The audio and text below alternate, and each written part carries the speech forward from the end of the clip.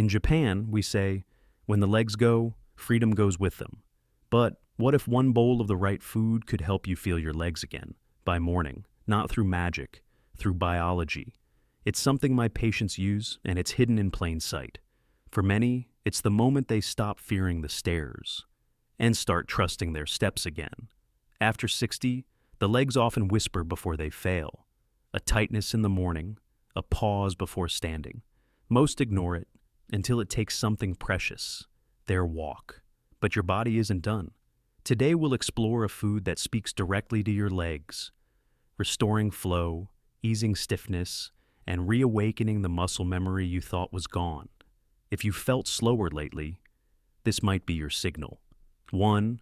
Why your legs feel numb, not broken. Some people believe that leg weakness after 60 means they're breaking down. But what if the truth is gentler than that? What if it's not breakage, but silence? As we age, something subtle begins to happen deep within the body. The blood vessels in our legs, especially in the calves and thighs, begin to stiffen. Not all at once, but slowly, like a stream freezing over in winter. The elasticity fades, the flow slows.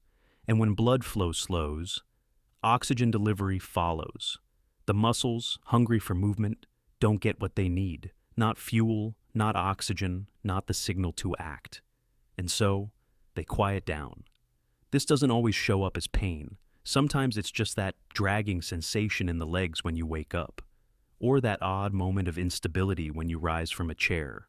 Your legs aren't failing you. They're whispering, "We're still here, but we're waiting." A review from the NIH Aging Research Division, 2022, showed that even mild vascular stiffening in seniors can reduce capillary oxygenation in leg muscles by up to 27%. That's enough to dull strength, even in the absence of disease. And here's where the misunderstanding often happens. This numbness, this heaviness, it's misread as irreversible damage. But in many cases, there's no damage at all. There's just poor delivery. Imagine a town without mail for a week. The houses are fine, but the message, the energy, is missing. Your muscles are like that. The structures are intact, but the signal has gone quiet. And that's where biology gives us hope, because the body can still hear if we send the right message. And the message doesn't come from medicine cabinets. It starts with nourishment, circulatory nourishment. So if you've been asking, why do my legs feel this way? The better question may be, what are they waiting to receive? 2. The secret of bone. Broth, ancient fuel, modern flow. In my country, bone broth is not just food, it's an inheritance.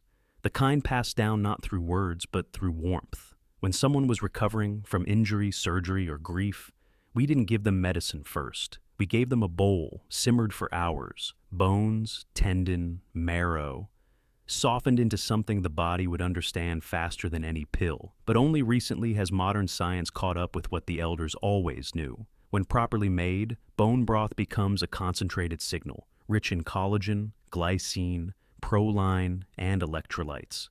These compounds don't just nourish, they circulate. They rebuild the messengers that carry oxygen, ease inflammation, and soften stiff joints. In 2020, a study from the Journal of Clinical Nutrition and Metabolism tested this with older adults. Participants consumed collagen-rich broth after walking.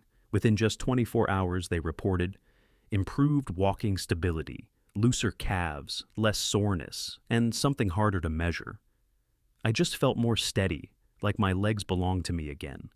But here's what matters. The transformation didn't come from adding muscle. It came from removing noise, inflammation, poor circulation, tight fascia. Bone broth helped clear the static, so the muscles could hear the signal again. And that signal, once restored, acts fast. Glycine, one of broth's core amino acids, also improves sleep quality and reduces nighttime cortisol spikes, key barriers to overnight healing. That's why many feel the shift not during exercise, but when they wake. You don't need leaders. You don't need fancy supplements. You just need one warm bowl, made slowly, taken when the body is most ready to receive after movement, before rest. And for those who've dismissed broth as just comfort food, I invite you to see it the way we do, not comfort, communication. A soft conversation with the body, One that says, you're safe now. You can move again. 3. Feel it in 12 hours? Yes, but not how you think. When I say you may feel the difference by morning, I do not mean your muscles will regrow overnight. I mean your body will begin listening again. There's a common myth that leg strength must be rebuilt over months with heavy weights, strict routines, or surgery. But leg function, the feeling of readiness, of control, often returns much faster, because it's not always about new tissue. Sometimes it's about turning the lights back on in what's already there. Let's go deeper. Muscle fibers have two states, active and dormant. With age, poor circulation, inflammation, and oxidative stress can dampen the neuromuscular signal. The wiring is still there, but the message gets fuzzy. Now here's where it gets interesting. Certain compounds found in bone broth, glycine, proline, and arginine, help clear those biological blockages. They increase nitric oxide, reduce cytokine inflammation, and improve capillary permeability. In other words, they clear the static. They let the message through. In one study from the British Journal of Sports Medicine, 2018, older participants who consumed glycine-rich broth daily reported a 32% reduction in lower limb stiffness and 22% increase in stride length after just 3 days. But most described feeling a difference by the next morning. The reason? Improved blood flow and neuromuscular responsiveness happen fast when the body isn't overloaded. When you walk gently after the broth, when you lie down without caffeine in your system, you're creating conditions for reconnection. That first morning, you might not leap out of bed, but maybe, just maybe, you'll swing your legs over the side and notice they feel lighter, less guarded, like they're not bracing for pain. That's not a miracle. It's circulation. It's biology catching its breath. And for those wondering, isn't that too fast to be real? Here's the truth. Muscle growth takes weeks, but blood flow, that can shift in hours if you give it the right opening. So, the real question isn't how fast can I get strong again? It's how quickly can I start listening to what's already strong inside me? 4. Your 12-hour recovery ritual. A ritual is not a routine. A routine is what you do. A ritual is how you listen. When healing the legs, we don't force them back into strength. We invite them. And the best way to begin is the night before. This recovery ritual is simple, quiet even. But in that quiet, something powerful happens. Here's what I recommend to my older patients. 1. Light movement, then broth. Walk for 5 to 10 minutes. It doesn't have to be outdoors. Even pacing your hallway slowly or standing and sitting from a sturdy chair is enough. This tells the nervous system, the legs are awake. Let's send resources there. 2. Prepare your broth. Use 8 to 12 ounces of long-simmered bone broth. That means broth cooked for 8+ hours. Store-bought is fine if it's gelatinous when cold. Look for ingredients like beef or chicken bones. A bit of vinegar, aromatics like garlic, onion, seaweed. Warm it gently. Do not boil it right before drinking. Let it soothe. 3. Timing matters. Drink your broth 30 to 90 minutes after movement, ideally 1 to 2 hours before bedtime. Why this window? Because blood flow is still elevated from walking, and your nervous system is transitioning from action to rest, perfect for nutrient delivery and neuromuscular recovery. Also, avoid caffeine, sugar, or alcohol during this window. They interrupt nitric oxide flow and glycine's calming signal. 4th, stillness. After drinking, sit in stillness. No TV, no loud stimulation. Let the warmth settle. One patient told me, when I sit quietly after the broth, it's like I can feel my calves stretching themselves. That's proprioception returning, your body remapping its own position and control. Femte rest. Go to sleep without expectation. You're not chasing a miracle. You're building a signal. And signals don't shout. They return softly over time if we let them. Repeat this ritual for 3 to 5 nights. Most will feel a difference within the first 2. If not in strength, then in trust. And sometimes trust is the first muscle to return. 5. No meat. Your plant-based path exists. 2. Some of you may have heard this so far and thought, but I don't eat meat. What then? Let me tell you something we say often in Kyoto. Healing is not loyal to one ingredient, it's loyal to intention. Many of our elders here have followed nearly plant-based diets for decades, and still their legs are strong, their posture tall, their balance steady. Why? Because they've learned how to summon the same signals through the earth's quiet pharmacy. There's a broth we make here, clear, mineral-rich, brewed slowly from seaweed, shiitake mushrooms, and miso. It may not look powerful, but don't let the stillness fool you.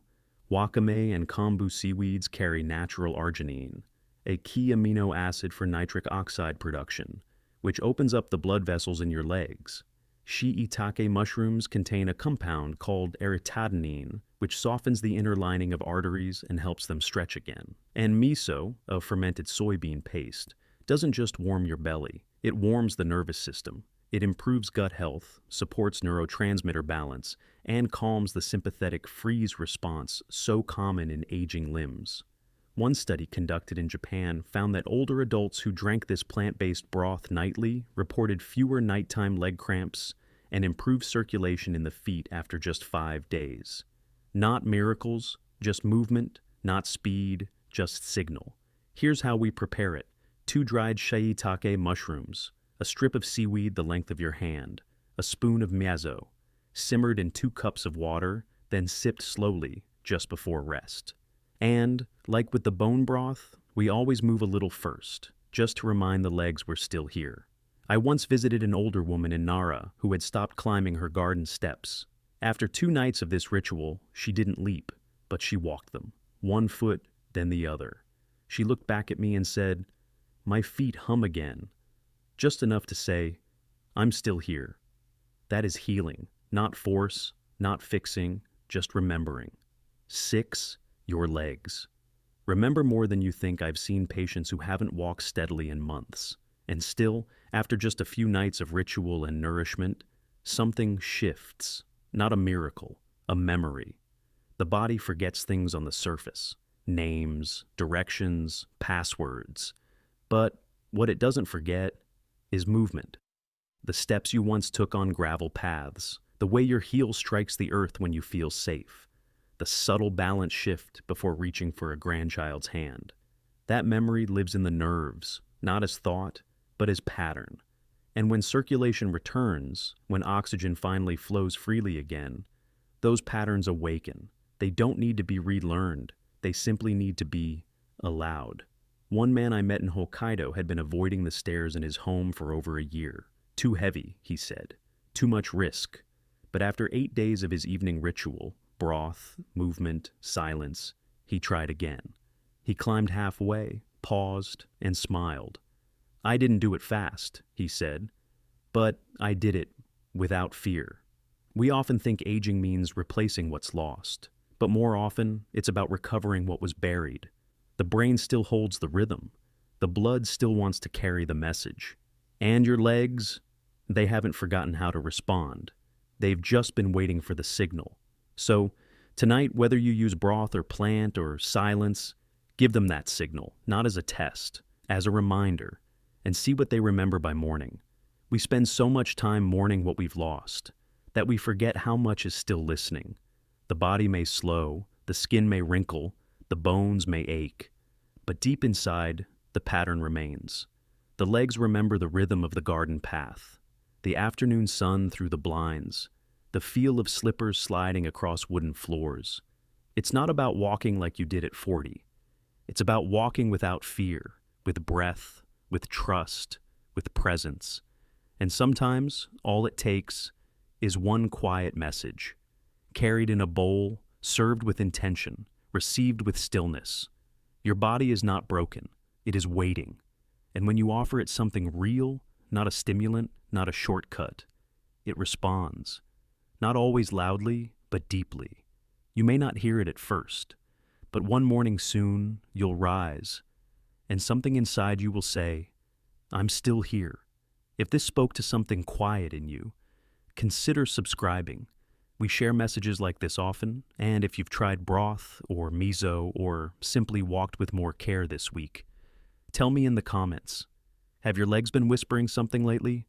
We're still listening.